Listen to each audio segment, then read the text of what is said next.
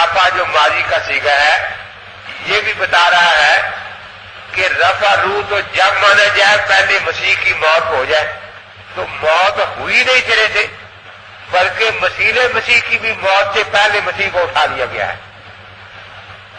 اور رفع روح تو جب ہی ہوگا نا کہ مسیح مر جائے پھر رفع روح کیا جائے۔ تو یہاں سرے سے مسیح علیہ السلام کی موت کا ذکر کیا، مسیح جس کو قتل کرنا تھا اس کی گرفتاری سے پہلے مسیح اٹھایا جا چکا، اور اس وقت مسیح زندہ مال جسم مال روح تھے، اس وقت وہ ان کی صرف روح نہیں تھی۔ تو بر رفع اللہ الہ، اللہ نے ان کو اپنی طرف اٹھا لیا۔ وَقَانَ اللَّهُ عَزِيزًا حَكِيمًا۔ اب یہاں اللہ تعالی نے اپنی دو خاص صفات کا ذکر فرمایا ہے، ایک عزیز کا، کہ یہاں کوئی ایسا کام ہوا ہے جس میں بڑی قدرت کا دخل ہے، اور موت کے بعد روح کو اٹھانا ایک عام عادت ہے، وہ کوئی خاص قدرت کو نہیں جاتی۔ البتہ جسم کا اٹھنا یہ ایک خاص واقعہ ہے، اس لیے اگر وہاں روح کا اٹھانا مراد لیا جائے یا درجہ بلند کرنا مراد لیا جائے تو صفت عزیز اس سے اس کا کوئی تعلق بنتا ہی نہیں۔ اور حکیمہ کہ اللہ تعالیٰ کی اس میں خصوصی حکمت تھی کہ پہلے جب بگاڑ ہوتا تھا اللہ نیا نبی بھیج دیتے تھے، اب چونکہ حضور پر نبوت ختم ہو چکی ہے، اب پہلے نبی کو بھیج دیں گے تاکہ وہ آ کر اس بگاڑ کو ختم کر دے اور حضرت کی ختم نبوت بھی باقی رہے۔ قال اللہ عزیز حکیمہ۔ اب یہ سارے شبے قرآن نے صاف کر دیے کہ مسیح علیہ السلام کو سرے سے گرفتار ہی نہیں کیا گیا، مسیح علیہ السلام کو سرے سے ذلیل نہیں کیا گیا، مسیح علیہ السلام کو سرے سے صلیب پر لٹکایا ہی نہیں گیا، کسی مسیح کو صلیب پر مارا گیا، مسیح علیہ السلام بھی نظر نہیں آیا کہاں گئے، اللہ تعالی نے اپنے پاس اٹھا لیا۔ لیکن اب ایک شبہ ابھی اور باقی ہے کہ یہ جو وعدہ ہے کل نفس ذائقۃ الموت، کہ ہر ایک چیز کو موت آئے گی، یہ وعدہ عیسیٰ علیہ السلام پر بھی پورا ہوگا، ان کو موت آنی ہے یا نہیں آنی؟ اور آئے گی تو وہی آسمانوں پر ہی آ جائے گی یا زمین پر آ کر پھر موت آئے گی؟ اب یہ سوال ابھی باقی ہے۔ تو چونکہ قرآن پاک فیصلہ ہے اس لیے اس میں کسی بات کو تیسرا نہیں چھوڑا گیا۔ فرمایا وَإِن مِّنْ أَهْلِ الْكِتَابِ إِلَّا لَيُؤْمِنَنَّ بِهِ قَبْلَ مَوْتِهِ، کہ نہیں ہے کوئی اہل کتاب میں سے وہ ضرور ایمان لائیں گے آئندہ زمانے میں مسیح علیہ السلام پر ان کی موت سے پہلے۔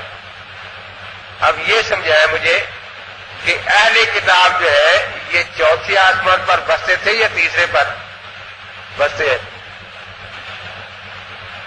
اور ایمان لانے اور کفر کرنے کی جگہ زمین ہے یا آسمان؟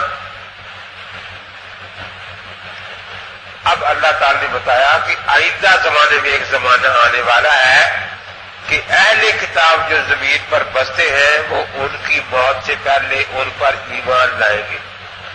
اس سے پتہ چلا کہ عیسیٰ علیہ السلام اس زمین پر دوبارہ آئیں گے جہاں اہل کتاب بستے ہیں، اور پھر اہل کتاب ان پر ایمان لائیں گے۔ یہ آیت ہے جہاں عیسیٰ علیہ السلام کے لیے صاف اور واضح طور پر موت کا لفظ آ گیا، قبل موت ہی۔ اب دیکھیے جتنی زمینیں یہاں پیچھے ہیں وَمَا قَاتَلُوهُ زمین کس طرف جا رہی ہے؟ مسیح علیہ السلام کی طرف۔ وَمَا صَلَبُوهُ زمین کس طرف جا رہی ہے؟ مسیح علیہ السلام کی طرف۔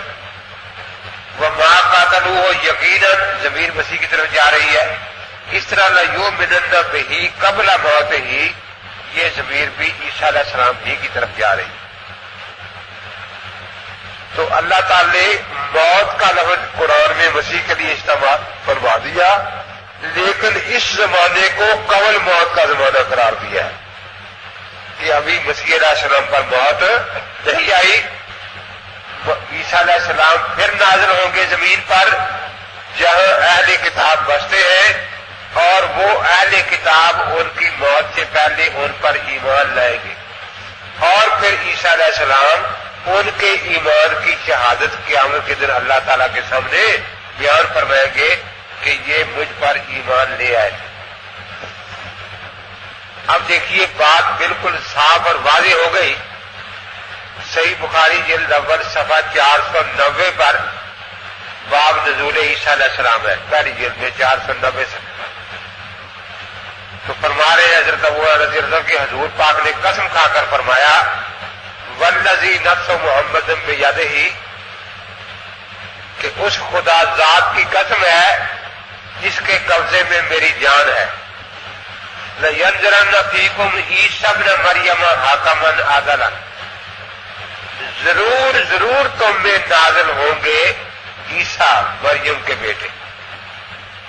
لَيَنْزِلَنَّ فِيكُمْ، خود مرزا قادیانی اپنی کتاب میں لکھتا ہے کہ جب کوئی آدمی قسم کھا کر بیان کرے تو پھر اس کے بیان کے مجازی معنی لینے جائز نہیں ہوتے، صحیح یہ حقیقی معنی لیے جائیں گے، کیونکہ قسم کے ساتھ وہ اپنے بیان کو موقت کر رہا ہے۔ رسول اقدس صلی اللہ تعالی علیہ وسلم کی سچائی تو اتنی واضح تھی کہ آپ بغیر قسم کے کوئی بات ارشاد فرما دیتے تو کافر بھی آپ کو صادق اور امین ہی کہتے تھے، لیکن اگر آپ قسم کھا کر کوئی بات ارشاد فرما دے پھر اس کے سچا ہونے میں کیا شک ہو سکتا ہے۔ یہاں اللہ کے پاک پیغمبر قسم کھا کر بیان فرما رہے ہیں والذی نفس محمد بیدہ لینزلن فیکم، کہ ضرور ضرور تم میں نازل ہوں گے۔ قسم الگ ہے، پھر یہ تاکید اتنی موقت بات جو ہے وہ فرما رہے ہیں کہ ضرور ضرور نازل ہوں گے۔ کون؟ عیسیٰ۔ کون سے عیسیٰ؟ مریم کے بیٹے، گاما بن گسیٹی نہیں، عیسیٰ بن مریم نازل ہوں گے۔ تو جس طرح یہاں نزول کا لفظ ہے، اب قرآن اور سنت میں یہی فرق ہوتا ہے نا کہ ایک پہلو کو قرآن نے واضح کر دیا، دوسرے پہلو کو سنت واضح کر دے گی۔ اب رفع کا لفظ تو قرآن میں صاف آ گیا، نمبر رفع اللہ الیہ، اور نزول کا لفظ حدیث میں آ گیا۔ تو جس مسیح کا رفع ہوا تھا اسی مسیح کا نزول ہوگا، اور رفع عیسیٰ بن مریم کا ہوا ہے، گاما بن گسیٹی کا رفع نہیں ہوا۔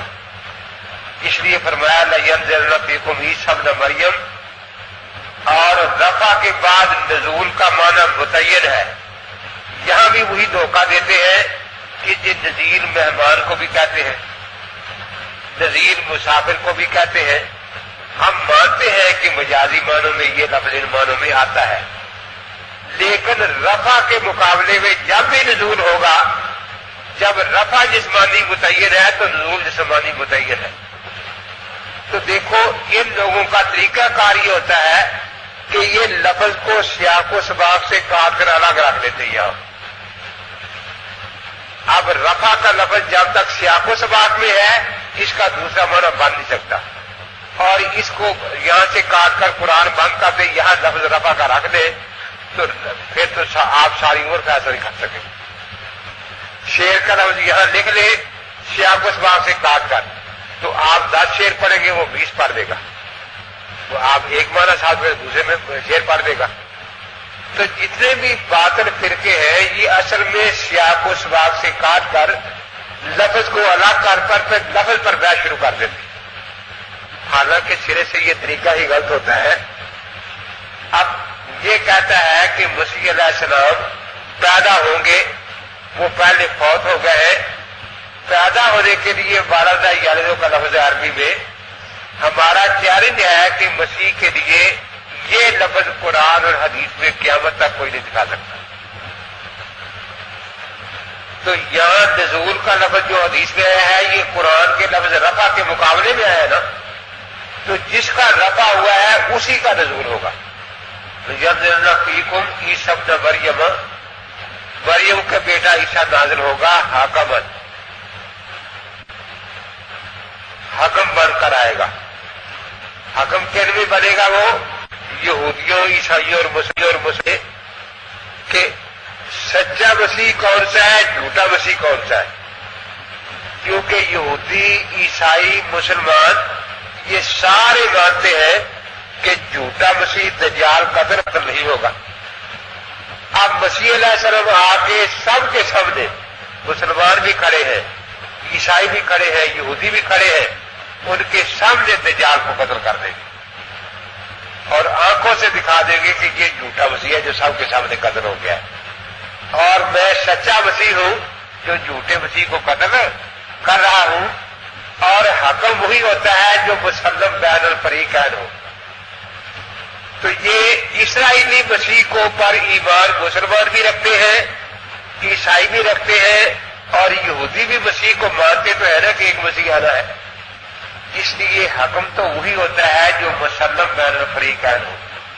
مرزا قادیانی کو نہ یہودی مانے، نہ عیسائی مانے، نہ مسلمان مانے، اور مان نہ مان میں تیرا مہمان، یہ خام کے حکم بننے کے لیے آ گیا۔ پھر وہ حکم بن کر آئے گا، فیصلہ کرنے کے لیے آئے گا، بلکہ حاکم بھی ہوگا، وہ کافروں کا غلام بن کر نہیں آئے گا۔ یہ ساری عمر ملکہ وکٹوریہ کا غلام رہا اور اس کی تعریفیں کرتا رہا، اے ملکہ وکٹوریہ، آسمانوں کے فرشتے تیری سڑکوں پر جھاڑو دے رہے ہیں، اور اللہ نے تجھے زمین میں عزت بخشی ہے، اور دوسری عزت یہ ہے کہ تیرے ہی زمانے میں اللہ نے مجھے مسیح بنایا ہے، اس لیے اب تیری حکومت میرے ساتھ مل کر نور نہ نور ہو گئی ہے۔ اب یہ تقریباً 50 صفحے کا خط لکھا اس کو، خود ہی شیخ چلی کی طرح سوچ لیا کہ جب میں نے اتنا اچھا خط لکھا اس کو، بڑی تعریف کی ہے اس کافرہ کی، تو مجھے ضرور وہ کوئی خطاب دے گی۔ ادھر احترام کر لیا اللہ کا خطاب العزت، اللہ کا خطاب العزت کہ تجھے عزت کا خطاب ملنے والا ہے، تجھے عزت کا خطاب ملنے والا ہے۔ لیکن اس نے کتایں پوچھا نہیں اس کو کہ تو ہے کون اور کدھر رہتا ہے۔ وہ خط بھی گیا ویسے ہی اور عزت کا خطاب بھی نہیں ملا، یہاں تک لکھا کہ میں تو تیرا ہی خود کاجتا پودا ہوں۔